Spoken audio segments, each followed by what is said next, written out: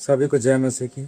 आज का मेरा विषय है हमारे शब्दों में ताकत। परमेश्वर का वचन कहता है कि जीव के बस में जीवन और मृत्यु दोनों होता है, और जो उसे काम में लाना जानता है वह उसका फल भोगेगा। नीति वचन 18:21। सोचिए, हमारे शब्द केवल आवाज नहीं, हमारे शब्द बीज है। जो हम बोलते हैं वही धीरे धीरे हमारे जीवन में फल देने लगता है।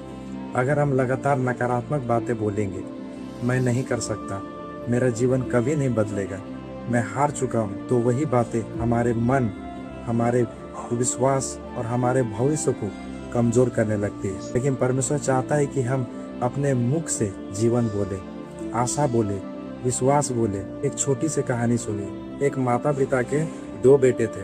पहले बेटे को वे हमेशा प्रोत्साहित करते थे, हर दिन उसे कहते थे, तुम कर सकते हो, तुम बुद्धिमान हो, तुम सफल होगे, तुम्हारे लिए कुछ भी असंभव नहीं। धीरे धीरे वह बच्चा अपने विश्वास में भर गया, पढ़ाई में आगे बढ़ने लगा, खेलकूद में अच्छा करने लगा, क्योंकि उसके जीवन में लगातार अच्छा शब्द बोए जा रहे थे। लेकिन दूसरी तरफ उसका दूसरा बेटा, उसे हमेशा नकारात्मक बातें सुनाई जाती थी। तुमसे कुछ नहीं होगा, तुम कमजोर हो, तुम कभी सफल नहीं हो सकते।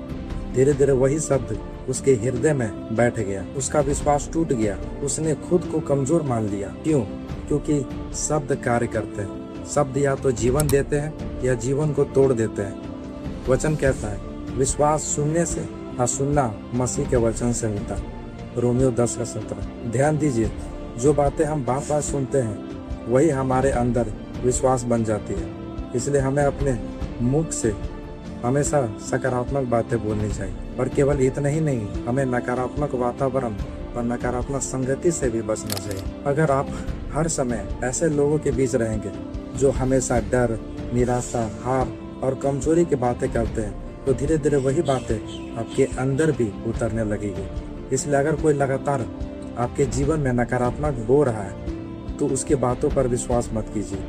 ऐसे संगति से दूर ही रहिए, क्योंकि संगति भी हमारे विश्वास को बनाती या बिगाड़ती है। अपने आसपास ऐसे वातावरण को बनाइए जहाँ विश्वास हो, आशा हो, प्रार्थना हो और परमेश्वर के वचन हो। हर सुबह उठकर बोलिए, मैं परमेश्वर की संतान हूँ, मैं आशीषित हूँ, मैं हारने वाला नहीं, जीतने वाला हूँ, मेरा भविष्य सुरक्षित है, परमेश्वर मेरे साथ है।